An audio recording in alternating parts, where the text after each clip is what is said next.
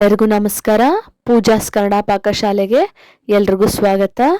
ಬನ್ನಿ ನಾವಿವತ್ತು ಒಂದು ಒಳ್ಳೆ ರೆಸಿಪಿಯನ್ನು ಬ್ರೇಕ್ಫಾಸ್ಟ್ ರೆಸಿಪಿಯನ್ನು ತಿಳ್ಕೊಳ್ಳೋಣ. ಅದೇ ಮಸಾಲ ಪಡ್ಡು.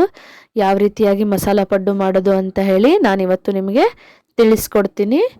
ಅದಕ್ಕಿಂತ ಮುಂಚೆ ಯಾರೆಲ್ಲ ನನ್ನ ಚಾನಲ್ನ ಸಬ್ಸ್ಕ್ರೈಬ್ ಮಾಡಿಲ್ಲ ದಯವಿಟ್ಟು ಸಬ್ಸ್ಕ್ರೈಬ್ ಮಾಡ್ಕೊಂಡು ನೋಡಿ.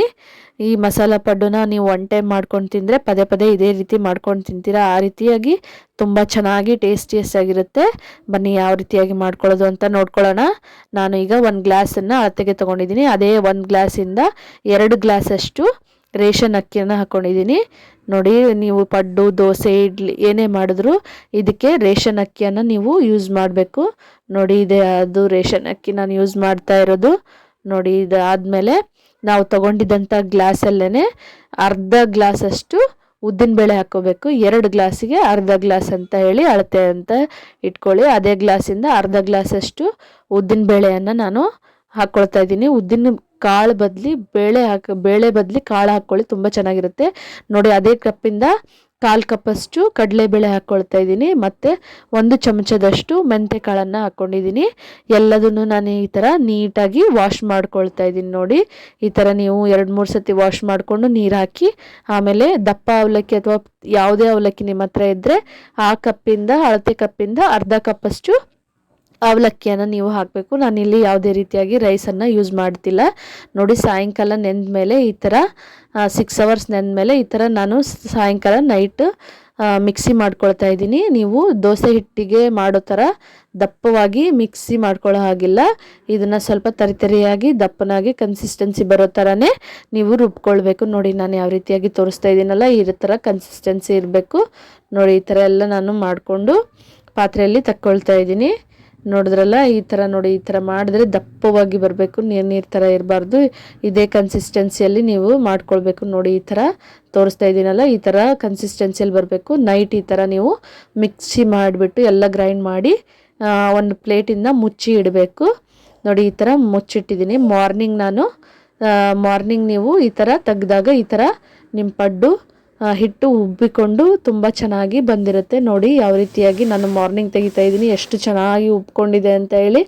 ನೋಡಿದ್ರಲ್ಲ, ನಾನು ಇನ್ನು ಸೋಡಾ ಆಗಲಿ ಉಪ್ಪಾಗಲಿ ಯಾವುದು ಕೂಡ ಹಾಕಿಲ್ಲ. ನಾನು ಈಗ ಮಾರ್ನಿಂಗಲ್ಲೇ ಸೋಡಾ ಮತ್ತು ಉಪ್ಪನ್ನು ಎರಡನ್ನೂ ಮಿಕ್ಸ್ ಮಾಡಿ ಈ ಟೈಮಲ್ಲಿ ಮಾರ್ನಿಂಗಲ್ಲಿ ಹಾಕ್ಕೊಳ್ತಾ ಇದ್ದೀನಿ.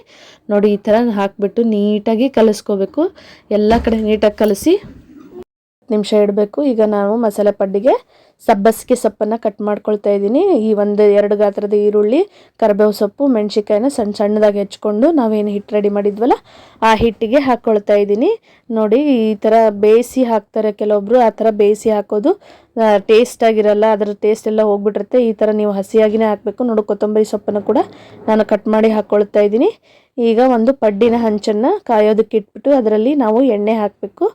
ಎಣ್ಣೆ ಹಾಕಿ ನಾವು ಮಾಡಿರ್ತಂಥ ಮಸಾಲೆ ಪಡ್ಡಿನ ಮಿಕ್ಸ್ಚರನ್ನು ನಾವು ಒಂದೊಂದಾಗಿ ಆ ಪಡ್ಡಿನ ಹಂಚಲ್ಲಿ ಹಾಕ್ತಾ ಹೋಗಬೇಕು. ನೋಡಿ, ನಾನು ಯಾವ ರೀತಿಯಾಗಿ ತೋರಿಸ್ತಾ ಇದ್ದೀನಲ್ಲ, ನೀವು ಅದೇ ರೀತಿಯಾಗಿ ಮಾಡಿ. ಕೆಲವೊಬ್ಬರು ಈರುಳ್ಳಿ ಒಗ್ಗರಣೆ ಕೊಟ್ಬಿಟ್ಟು ಎಲ್ಲ ಬೇಯಿಸ್ಬಿಟ್ಟು ಮಾಡ್ತಾರೆ. ಅದು ನಿಜವಾಗ್ಲೂ ಟೇಸ್ಟ್ ಅಷ್ಟು ಚೆನ್ನಾಗಿ ಇರೋದಿಲ್ಲ. ನೀವು ಹಸಿಯಾಗಿರೋದನ್ನು ಹಾಕಿ ಅದು ಬೇಯುವಾಗ ಅದರಲ್ಲಿರೋ ಫ್ಲೇವರು ಆ ಹಿಟ್ಟಲ್ಲಿ ಬಿಟ್ಕೊಂಡಾಗ ಅದರ ಫ್ಲೇವರು ತುಂಬಾ ಚೆನ್ನಾಗಿ ಬರುತ್ತೆ. ಅದೇ ಮಸಾಲ ಪಡ್ಡಿನ ಮೇನ್ ಆದ ಸೀಕ್ರೆಟ್ ಅದೇ ಆಗಿರುತ್ತೆ. ಆದ್ದರಿಂದ ನಿಮ್ಮ ಪಡ್ಡು ತುಂಬಾ ಫ್ಲೇವರ್ ಆಗಿ ಬರುತ್ತೆ. ಅದರಿಂದ ಮಸಾಲ ಪಡ್ಡು ತುಂಬ ಚೆನ್ನಾಗಿರುತ್ತೆ. ನೀವು ಆ ರೀತಿಗಿಂತ ಈ ರೀತಿಯಾಗಿ ಮಾಡ್ಕೊಳ್ಳಿ. ನೋಡಿ, ಒಂದು ಕಡೆ ಬೆಂದಿದೆ. ಇವಾಗ ನಾನು ತಿರುಗಿಸ್ಕೊಳ್ತಾ ಇದ್ದೀನಿ. ಒಂದು ಶಾರ್ಪ್ ನೈಫ್ ಅಥವಾ ಸ್ಪೂನಿಂದ ತಿರುಗಿಸ್ಕೊಳ್ತಾ ಇದ್ದೀನಿ. ನೋಡಿ, ಈ ಥರ ತಿರುಗಿಸ್ಕೊಳ್ತಾ ಇದ್ದೀನಿ. ನೋಡಿದ್ರಲ್ವ ಎಷ್ಟು ಚೆನ್ನಾಗಿ ಮೇಲ್ಗಡೆ ಕ್ರಿಸ್ಪಿಯಾಗಿ ಬಂದಿದೆ, ಒಳಗಡೆ ಎಷ್ಟು ಸಾಫ್ಟಾಗಿದೆ ಅಂತೇಳಿ. ಈ ರೀತಿ ಎಲ್ಲದನ್ನು ನಾವು ತಿರುಗಿಸ್ಕೊಳ್ಬೇಕು. ತಿರುಗಿಸ್ಕೊಂಡು 2 ಕಡೆ ನೀಟಾಗಿ ಬೇಯಿಸ್ಕೊಳ್ಬೇಕು ಮೀಡಿಯಮ್ ಫ್ಲೇಮಲ್ಲಿ. ನೋಡಿ, ದಯವಿಟ್ಟು ಯಾರೆಲ್ಲ ನನ್ನ ಚಾನಲ್ನ ಸಬ್ಸ್ಕ್ರೈಬ್ ಮಾಡಿಲ್ಲ ದಯವಿಟ್ಟು ಸಬ್ಸ್ಕ್ರೈಬ್ ಮಾಡ್ಕೊಂಡು ನೋಡಿ. ಮತ್ತು ಯಾವ ರೀತಿಯಾಗಿ ನಿಮ್ಮ ಮಸಾಲ ಪಡ್ಡು ಬಂತು ಅಂತ ಹೇಳಿ ನನಗೆ ಕಮೆಂಟ್ ಮೂಲಕ ತಿಳಿಸೋದನ್ನು ಮರಿಬೇಡಿ. ನೋಡಿ, ಈ ಥರ ಎಲ್ಲ ನಾನು ಬೇಯಿಸ್ಕೊಂಡಾದ್ಮೇಲೆ ಒಂದು ಪ್ಲೇಟಲ್ಲಿ ತಗೊಂಡಿದ್ದೀನಿ. ನೋಡಿದ್ರೆ ಅದಕ್ಕೆ ಚಟ್ನಿಯನ್ನು ಕಾಂಬಿನೇಷನ್ ಆಗಿಟ್ಟಿದ್ದೀನಿ. ನೋಡಿದ್ರಲ್ಲ ಯಾವ ರೀತಿಯಾಗಿ ನಮ್ಮ ಪಡ್ಡು ಎಷ್ಟು ಟೇಸ್ಟಿಯಾಗಿ ಕಾಣ್ತಾ ಇದೆ ಅಂತ ಹೇಳಿ. ನೀವು ಮಾಡ್ಕೊಳ್ಳಿ, ಯಾವ ರೀತಿಯಾಗಿ ಬಂತು ಅಂತ ಹೇಳಿ ನನಗೆ ಕಮೆಂಟ್ ಮೂಲಕ ತಿಳಿಸೋದನ್ನು ಮರಿಬೇಡಿ. ಎಲ್ಲರಿಗೂ ಧನ್ಯವಾದಗಳು. Thank you. ಸಬ್ಸ್ಕ್ರೈಬ್ ಮಾಡೋದನ್ನು ಮರಿಬೇಡಿ. ಪಕ್ಕದಲ್ಲಿರೋ ಬೆಲ್ ಐಕನ್ನ ಪ್ರೆಸ್ ಮಾಡಿ. Thank you.